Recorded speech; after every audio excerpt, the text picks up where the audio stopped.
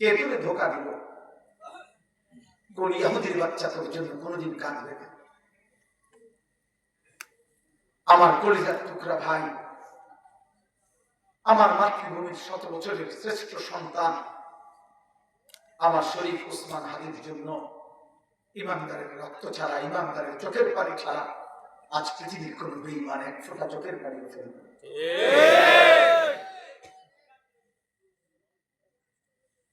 খবর নিয়ে দেখ যুবক, সারা দেশ, সারা মাটি 33 বছরের এই টকবকে যুবক, যার প্রতিটা শব্দ, বাক্য, যার প্রতিটা উচ্চারণ, আমি বলছি আজকেও আমার দিল সাক্ষী দিছে। আমি অনেকবার, আমি সবচেয়ে বেশি বাংলাদেশে আমার বুঝ হওয়ার পরে আমি আলেম ওলামা ব্যতীত, আমার আপনজন আত্মীয় যারা মারা গেছেন তারা ব্যতীত, আমার স্পষ্ট মনে হয় কোন জেনারেল শিক্ষিত কোন মানুষ, জেনারেল লাইনের কোন মানুষ, আমি আমার এই বুঝ হওয়ার পরে জীবনে কারোর জন্য আমি এতটা কাঁদি নাই। আমি এই ছেলের জন্য যে পরিবার আমার মায়া লাগছে, সারা রাত আমি ছটফট করছি, সারাটা রাত, গত 1 সপ্তাহ ছটফট করছি। আমার দিল, আমি আগের থেকে তার বক্তব্য শুনতাম, আমি বুঝতাম, আমার মনে হইতো তার হাত নাড়ানো, তার মাথা নাড়ানো, তার শরীর নাড়ানো দেখে, কথা বলার ভঙ্গি দেখে আমি কমপক্ষে আমার দিল সাক্ষী দিত যে এই শরীফ ওসমান হাদি আমার এই প্রিয় ভাই, সে তার জবানে যা বলতো তার হৃদয়ে তাই লালন করত। তার দিল আর তার জবান বরাবর ছিল। এই জন্যই মাটি তার জন্য এই পরিমাণ কাঁদতেছে। রাজনীতি বহুজনই করে, বক্তৃতা বহুজনই দেয়, এরপরে আলগা জায়গা দিয়ে আরে মাতিসটা কম তো লাগে, মাইকে তো কিছু বলতে হয়, কিন্তু এই ইমানদার যুবক সে জবানে যা বলতো হৃদয়ে তাই ছিল, হৃদয়ে যা ছিল জবানে তাই বলতো। আমার প্রিয় সন্তান, বেঈমান তোদের কথা মনে করবে না, বরং বেঈমান ভারতীয় ওই কর্নেল, ওই বেঈমান ঘোষণা দিছে ইন্ডিয়ার বুক থেকে আমার বাংলার ইমানদার যুবক তার ঘাড়ে গুলি করতে।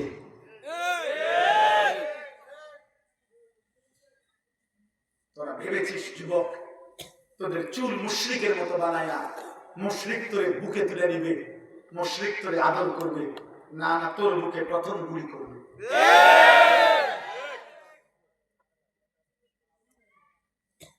আজ না হয় কাল তোর বুকে প্রথম গুলি করবে।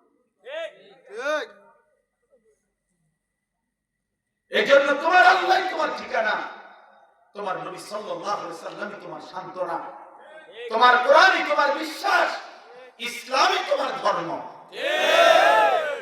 তুমি আল্লাহ ছেড়ে দিও না বাবা, তুমি মদিনার ওই বন্ধু ছেড়ে দিও না।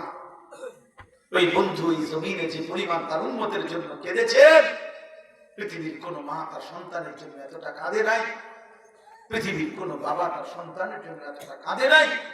মদিনার সেই বন্ধু নবী সাল্লাল্লাহু আলাইহি সাল্লাম তার উম্মতের জন্য যে পরিমাণ কেঁদেছে, যিনি তার জীবনের পুরো সময় কাঁদছেন, 23 বছর নবী উম্মতের জন্য রাত গভীরে চোখের পানি ফেলে কেঁদেছেন।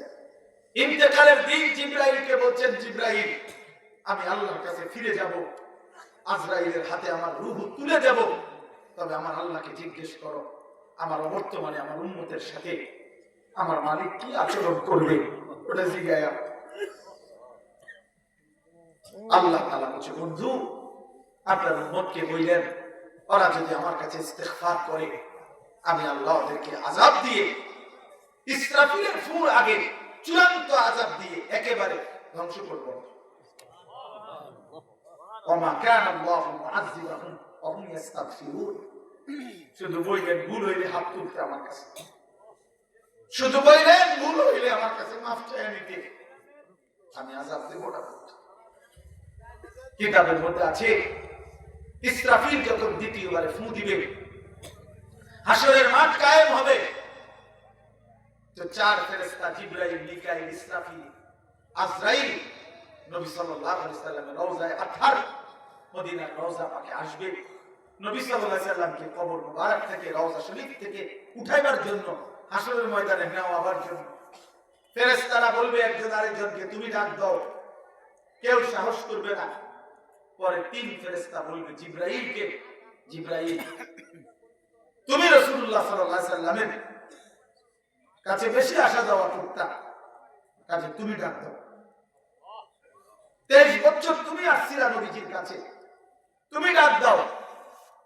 হযরত জিবরাইল আলাইহিস সালাম যখন আল্লাহ নবী সাল্লাল্লাহু আলাইহি সাল্লামকে ডাক দিবেন, কবর মুবারক থেকে নবী যখন উঠবেন, কিতাবের মধ্যে আছে কপালের সামনের চুল থেকে আল্লাহ নবী তার মাটি মুছতে মুছতে বলবেন প্রথম জবান দিয়ে, জিবরাইল আমার উম্মতের কি খবর, আমার উম্মতের কি খবর, আমার উম্মতের কি খবর, আমার উম্মতের ফয়সালা হয়ে গেল নাকি? জিবরাইল বলবেন ইয়া রাসূলুল্লাহ, না, আপনারে নিলে না ফয়সালা, এখনো তো হাসরের মাঠে, আপনাকে আগে নেওয়া হবে। হাসরের মাঠে আল্লাহ নবী সহ তো সব মানুষ তো আসবেন। কিতাবের মধ্যে আছে সারা মাঠে সমস্ত আম্বিয়া, আউলিয়া, আতকিয়া, আসফিয়া, শুহাদা, উলামা, কাফের, মুশরিক, বেঈমান, ঈমানদার, নাফরমান সবাই এক আওয়াজ করবে, ইয়া রাব্বি নাফসি নাফসি, আয় মাওলা আমারে মাফ করে দেন। ইব্রাহিমও বলে ইয়া রাব্বি নাফসি নাফসি, ফেরাউনও বলবে ইয়া রাব্বি নাফসি নাফসি, মুসাও বলবে ইয়া রাব্বি নাফসি নাফসি, আউলিয়ারাও বলবে ইয়া রাব্বি নাফসি নাফসি, আবু বকর ওমরও বলবে ইয়া রাব্বি নাফসি নাফসি। সবাই শুনবে, সবাই এক আওয়াজ, এক কথা, এক ধ্বনি, আয় আল্লাহ আমারে মাফ করেন, আমারে বাঁচান, আমারে বাঁচান, আমারে বাঁচান। গোটা মাঠ হঠাৎ করে শুনবে, শুধু একটা আওয়াজ ভিন্ন কোথাও শোনা যাচ্ছে, যেন একজন অন্য কোথাও একাকি শুধু বলছে ইয়া রাব্বি উম্মতি উম্মতি, আয় মালিক আমার উম্মতকে বাঁচা। তাকে ভুলে গেল যুবক।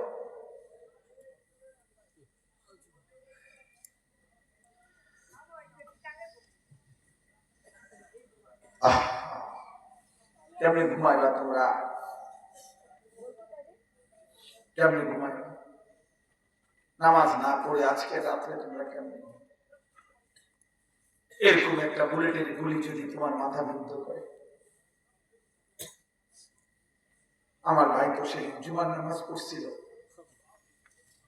সে প্রতিদিন ফজরের নামাজ পড়তো। সে বলছিল তার কবিতার আবৃত্তির মধ্যে যে হে আধিপত্যের দোসররা, আমার সারা দেহ চিড়ে চিড়ে খাইও, আমার মাথা নিও না, কারণ আমি মাথা বিক্রি করব না। দুশ্মনের জন্য তার মাথাতেই গুলি করছি।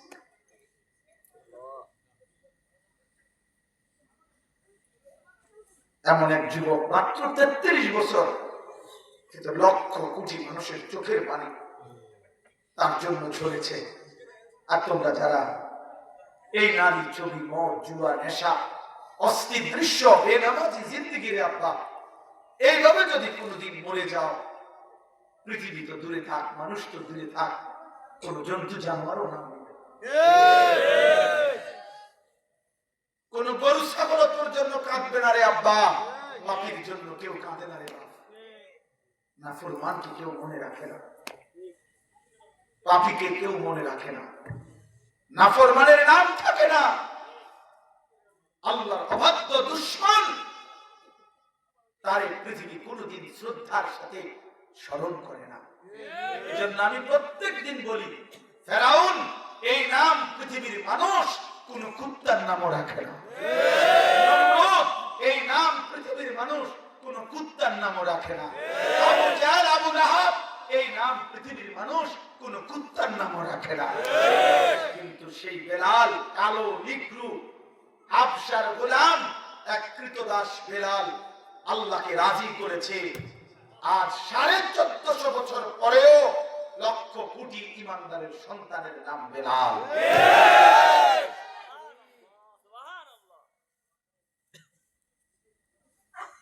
এজন্য দোস্ত, এক যুবকের পবিত্র রক্ত যেহেতু এই জমিনে ঝরেছে, ইনশাআল্লাহ আরেকবার পূর্ণ আজাদি আসবে ইনশাআল্লাহ। কোন যুগে মুসলমান সংখ্যা দিয়ে জিতে নাই, মহান আল্লাহর মদদ ইমানের শক্তি দিয়ে জিতেছে। অতএব ইন্ডিয়ার জনসংখ্যা বেশি হইতে পারে, কিন্তু বাংলাদেশে ইমান বেশি। ইমান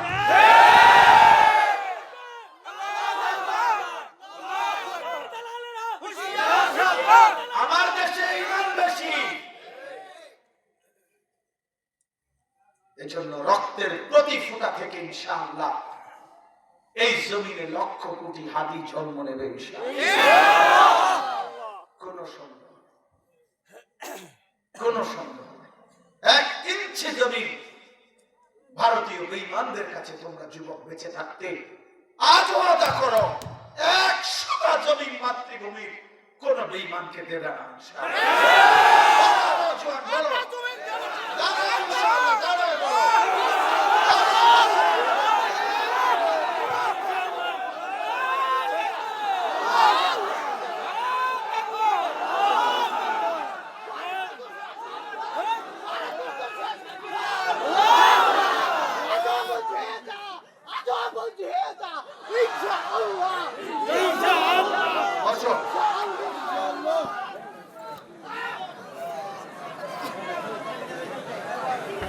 আল্লাহর জন্য জান দেবা ইনশাআল্লাহ।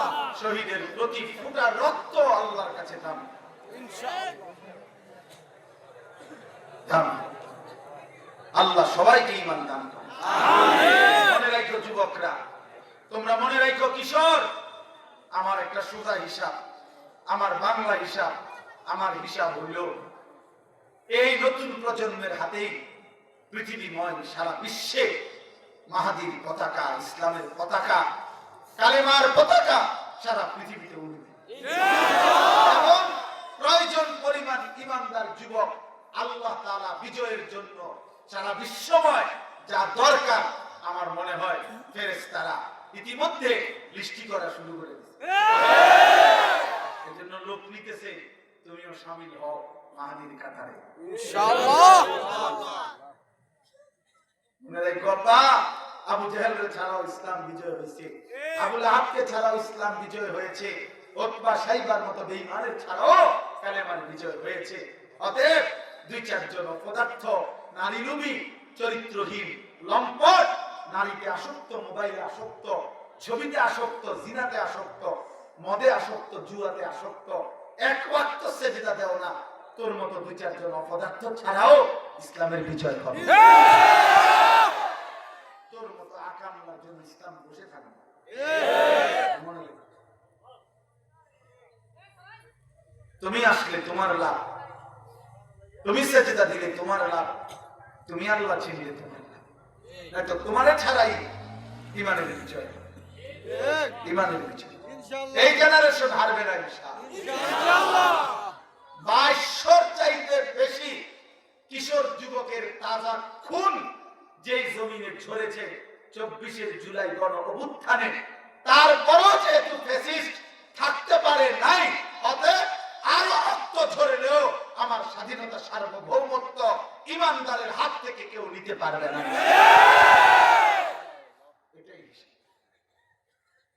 এটাই হিসাব। আরো শাহাদাত বরণ করতে পারে, কোনো অসুবিধা নেই, কোনো অসুবিধা নেই। কিন্তু বিজয় মুমিনের হবে ইনশাআল্লাহ, বিজয় কালেমার হবে ইনশাআল্লাহ, বিজয় ইসলামের হবে ইনশাআল্লাহ, সততা ইনসাফের বিজয় হবে ইনশাআল্লাহ, প্রকৃত দেশপ্রেমিকের বিজয় হবে ইনশাআল্লাহ। আল্লাহ আমার সন্তান, আমার যুবক সবাইকে হিম্মত দান করুন। আমিন। আমার মূল বক্তব্য এই শেষ, রাত গভীরে আমি শুধু এই কথাগুলোই বলতে চাচ্ছি, গুনাহ থেকে ফিরে আসো। বাবা আপনারাও নাফরমানি ছেড়ে দেন, সুদের লেনদেন, ঘুষের লেনদেন, কিস্তির লেনদেন, হারাম উপার্জন আপনারা কমান, ছেড়ে দেন রে বাপ। আপনাদের চোখের সামনে হারাম উপার্জনে সন্তান মানুষ হয় না বাপ। টাকা রোজগার করা শিখে কিন্তু মানুষ হয় না, সুদের টাকায় মানুষ হয় না, কিস্তির টাকায় সন্তান মানুষ হয় না আব্বা। হয়তো আপনার মতো সেও আবার এই সুদ কিস্তি হারাম নয় সই করে পয়সা কামাই করতে পারবে, ঠিক আছে, কিন্তু মানুষ হবে। মানুষ তো বলে তাকে চেষ্টা করেছে, মানুষ তো তাকে বলে রব চিনেছে, মানুষ তো তাকে বলে সৃষ্টিকর্তার বলে আমি করেছি। অতএব আপনি গুনাহ ছেড়ে দেন। পর্দার আড়ালের মা বোন যারা, মা বোন আজকের এই নগদ উদাহরণ, এত বড় ঘটনায় শাহাদাতের পবিত্র খুন ঝরেছে শহীদ শরীফ উসমান হাদির, যার মাথাটা ছিদ্র করে ফেলেছে বেঈমানে। কিন্তু এত বড় শাহাদাতের পবিত্র খুনের পরেও শহীদ শরীফ উসমানের স্ত্রী, এই পর্দানশীল নারী, সে কারো সামনে আসে নাই। সে নীরবে তার রবের সামনে হয়তো নামাজের মুসল্লায় চোখের পানি ফেলছে। অতএব মুসলিম মা বোন নারীরা, আমরা পড়েছিলাম কিতাবে রাসূলুল্লাহ সাল্লাল্লাহু আলাইহি ওয়াসাল্লামের উহুদের যুদ্ধে এক মহিলা ওনার সন্তান শাহাদাত বরণ করেছিল। ওই মা ওনার ছেলেকে খুঁজতেছিলেন শহীদের লাশের ভিড়ে খুঁজে পাচ্ছিলেন না। তো পিছন থেকে একজন সাহাবী ওই মাকে বলছিল, মা, যে লাশগুলো তুমি খুঁজতেছো এগুলা তো লাশ, মৃত মানুষ। তুমি এই লাশের মধ্যে তোমার সন্তানের চেহারা খুঁজতে গিয়ে তোমার মুখের কাপড়টা আরেকটু খুলো না, এত পুরা মুখ ঢেকে রাখছো কেন মা? এগুলো তো লাশ, এখানে তো জীবিত মানুষ নাই। তুমি মুখটা আরেকটু খুলে এরপরে তুমি তোমার লাশের ভিড় থেকে তোমার ছেলের লাশ খুঁজো। আমরা কসম খোদা কিতাবে পড়ছি, আবু দাউদ শরীফের রিওয়ায়াতে আছে, ওই মহিলা বলছে, ইন আরজা ইবনি ওয়ালাম আরজা হায়াই। হে মুসলমান, আমি তো আমার সন্তান হারিয়েছি, আমি আমার হায়া, আমার লজ্জা এখনো হারাইনি। আমি ছেলে হারিয়েছি,